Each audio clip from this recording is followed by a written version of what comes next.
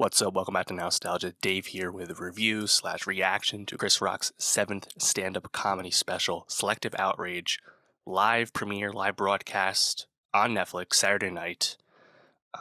Unusual release. I'll be talking about the special itself, obviously the Will Smith of it all, and if this kind of live debut is a new path forward for Netflix. So I'm going to kind of get into it from a few different angles, but this is my immediate reaction right after the special aired. I watched it live, and it did work completely fine. There was no technical issues. That was awesome.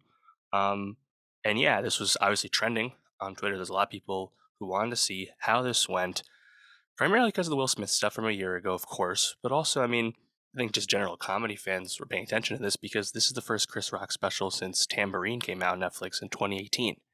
He had a two special Netflix deal from way back when Netflix was like really into that getting comedians deals thing. And this second special took a very long time to come out, but it's finally here. Selective Outrage. And I was just curious how well it would go because it'd been so long. And I actually liked Tambourine a lot. I thought it was a really perceptive and inward looking special from Chris that was both funny but also like really mature in terms of him getting into how his life changed, his family changed, going through his public divorce, things like that. Obviously, with Selective Outrage, everyone wants to hear Chris talk about the slap from Will Smith at the Oscars last year because he hasn't really talked about that at all to this point. I think it's very smart of him to save it for his work. And a year later, we're at that point, live in Baltimore at a special taping. And, I think the special, just right off the bat, I think it starts quite slow. And in general, my general reaction to it is I thought it got better as it went, but overall was quite inconsistent. And part of that inconsistency is just a lack of like good laughs. I think Chris gets a bit kind of roundabout and scattershot with how he's like going through his jokes, and like the setups are not super specific, not super like put together. It's a bit stream of conscious, which is it felt a little unpolished compared to what I'd expect from like prime Chris, right? Like obviously he's someone who his reputation needs no introduction as a stand-up comedian, of course. I still think the bad apples joke is perhaps my favorite like stand-up joke ever. Like it's just so good.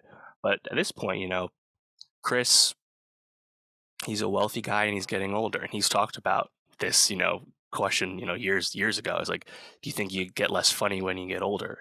And he's like, he said he hopes not. Well, I don't know. I think it happened to him because the early stuff, it's just like all the jokes. He's like very animated, very energetic. I think Chris is really moving around up there.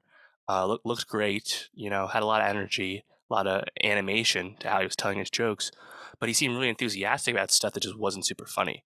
You know, um, right off the bat, very predictably, he gets into some kind of generic jokes slash commentary about triggering people and woke stuff, and it's like he's not really saying anything super like negative or even like offensive. It's just that he's not really like saying anything that funny, you know. I think to most people that would be the main sin. If you're gonna say something fucked up in a stand-up special, that's okay if you nail it, if it's a good joke, like the humor will land, the humor will fly. um but these were neither offensive comments, really, just kind of like talking about the way things are in society these days. But he's not really making like I think a firm enough like joke or comment on it. So I don't know, it just felt kind of dull, honestly. And I saw that sentiment shared online a lot. Getting into stuff about like companies having politics, and how rather than donating money to a charity of my choice, why don't you just take that money off the list price? It's like it's kind of like basic stuff. It's not super funny. I think the best thing out of all of this, he sets up this concept of selective outrage as the theme for the special, was where he makes a joke about the people that still play Michael Jackson songs but don't play R. Kelly songs anymore. One of them just has better songs, was like the laugh line. It was a funny punchline, but overall, like I don't think any of this early stuff like really really land, just because it's not like super intelligent, super new either. Like we hear these kind of jokes a lot. Um, from there, like I think it gets like really scattershot. Like he gets into like some comments about opioids and like social media and like fishing for likes, and he eventually brings it back around to talking about I think fake victims, which you're like, when you hear that, he's like, oh, we had some victim shaming thing. Is it going to go back into like a cultural critique? Old man shouting at the cloud, rich man speaking ill of society. Like, no, he doesn't actually go like the late period Chappelle route, which was what I was afraid of. He doesn't go down that route. And he actually has some really funny stuff where he talks about white men being the biggest culprit of being fake victims, then making fun of the Capitol riots, calling it White Planet of the Apes, stuff like that. That was funny. But then there's like other kind of like one-off stuff. Like he very briefly says like, when did Snoop Dogg become Morgan Freeman? Like makes like kind of a one-off one-liner about that. There's some funny stuff about I guess like the funniest like cultural like modern day like critique he makes or comment he makes is like joking about how there's no there's only mixed race couples on TV nowadays. I thought that was pretty funny. Um, the Meghan Markle stuff I think was good. It's kind of an easy joke, easy punchline. But it was also pretty funny. Like you didn't Google these motherfuckers, like about how Meghan didn't know the royal family was racist. Goes on to call the royal family the OGs of racism, the Sugar Hill Gang of racism. I think that was probably the best joke to that point. That was, I think, just really smart and just it landed pretty well. From there, he's kind of like playing off Meghan Markle, talking about white having white in-laws as a black person. And he goes into the Kardashians and like I don't think any of this was like super funny. It was okay. Talking about how Kris Jenner lets everybody in, whether you're Lamar Odom, et cetera, et cetera. It's like it's all right. Like it's nothing like super new either. Also again the Kardashians obviously are easy punchlines, not like the most intelligent joke I've ever heard. Um, then we start talking about trans stuff, trans people. Obviously with Caitlyn Jenner being the way in there, and that's where like again like the blinders go up. It's like, oh, is he gonna pull a Dave and just start punching down and not being funny, but just kind of being a dick? No, he doesn't really go that way either. He makes some, I think, some jokes, but it felt a lot more tasteful than the Dave stuff we get. I think the cover two joke I did chuckle. I thought that was pretty funny. Um, and Chris makes it clear where he stands politically and socially, and in terms of these issues, which I think is nice. And overall, I think he kind of handles that handles that pretty well. Where it's like it's funny stuff, but he doesn't really go too far with it. And I'm kind of glad he didn't go too far with it because I just don't know if he has that in him to like tell a more intricate but also edgier joke with that kind of subject matter. So it's probably for the best that he didn't wade too deep. To be honest, no matter where you stand on that as like a subject of jokes, I think it's probably for the best that Rock uh, played it safe with this kind of material. I think at this point though, it begins to pick up. I thought the stuff about abortion was really funny, making it very clear that he's pro-choice, but also making it very clear that he believes it is in fact the killing of a baby, and there's no um, debating that part. Then also reiterating his stance while saying that he's paid for many abortions. So that was very funny about it's not just a women's issue. I've paid for many of these things. That's pretty funny stuff. Um, kind of elevating this up, saying that actually I believe that you should be able to get an abortion up to like age 4. Fuck trimester. I'm talking semester. Like that. Thought that was really great. Um, from here, I think it gets probably like the most tambourine s, the most like reminiscent of like great rock, because he starts talking about his family, starts talking about his kids and how his easy daughters, his grown daughters, were spoiled kids. Like that was like great. You know, how he took his kids right out. He never brought his kids to the hood. Rich kids, all the rich white friends, et cetera, et cetera. Kind of takes a while to really like progress through all this, but I think it's like really funny just because like Chris is able to I think deliver these jokes with such like genuine passion and like it feels real. It feels funny. Culminating with I think like two sides of the coin, right? His mom, who's still alive today, was having to go to the veterinarian to get dental work because when she was a kid, it was illegal to go to a white dentist. Whereas nowadays, Chris Rock's daughter is going to culinary school overseas. Quite the dichotomy. All of that I think really plays well because he's really ragging on his kids, and I think it was like hilarious shit, honestly. Um, Again, not like it's like the most intelligent jokes ever, but just like the way Chris tells the jokes themselves, I think is pretty enjoyable. Um, from here, it gets a bit scattershot again, talking about like dating younger versus older as a wealthy person, but as an older person himself, and like some funny jokes, but nothing crazy. Talking about Beyonce, that's where he makes a second reference to not making a rapper mad, where he's like, "I'm not no shots at Jay-Z. I love The Rock." Um, Again. alluding to the Will Smith stuff, which he obviously closes with. And getting into that now, he calls Will Smith Suge Smith right away. I thought that was funny. Um, did it hurt? Yes, it hurt.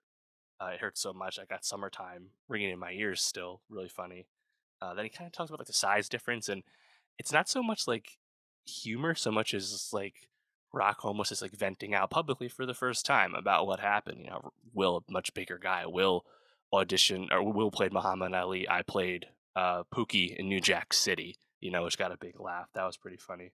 Then he brings it all around and accuses Will of participating in selective outrage himself. Talking about red table talk and how that all went, and how Chris was hardly the first person to go after Will. Some stuff like that. But like his kind of like his big takeaway is like it was like some bitch ass shit, to use this word. It's like it's all right. And then unfortunately, like this joke leaked like a day or two ago, where um, Jada had been mad at Chris for doing the Oscars after wasn't set up. Will wasn't nominated for Concussion, and Chris actually flubs this joke and says Emancipation, which is his newest movie. Obviously, Concussion was in 2015. And Chris actually acknowledges live taping in the moment. Like, oh, I messed up the joke, which was funny. That's the quirks of live TV for you. And then he concludes with, I just watched Emancipation just so I could see Will get whipped.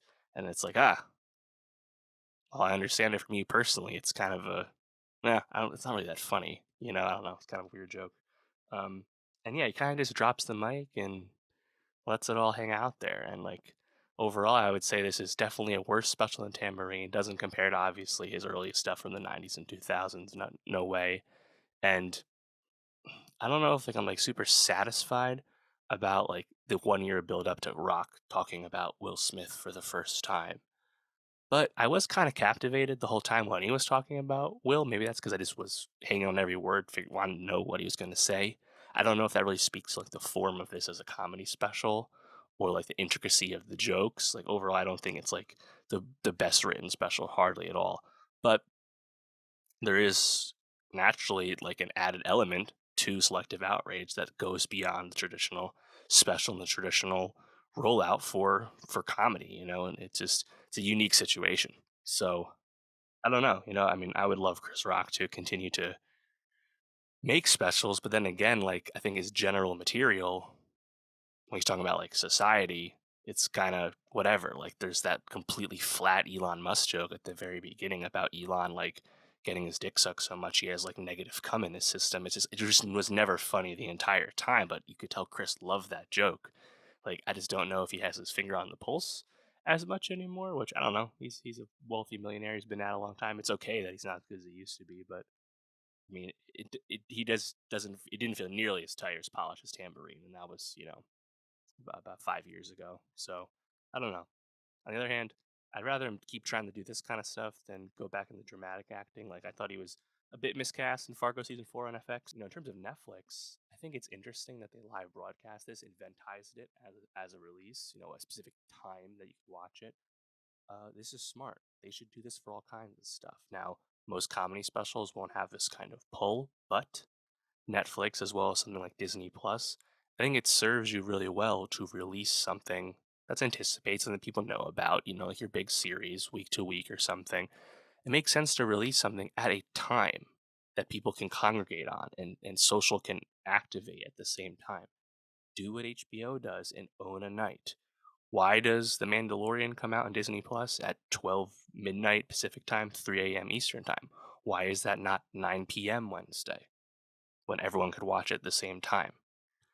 Netflix should be doing this as well on maybe Friday nights, or something. But just like I think like this shows that there is an audience for this, and obviously this was known. But like Netflix themselves, they're basically standard TV. They're the most subscribed to series in the U.S. and in the world, and they're kind of like the channel surfing equivalent for people that don't have cable anymore. But by putting times on stuff, I think you're bringing people to the platform more regularly.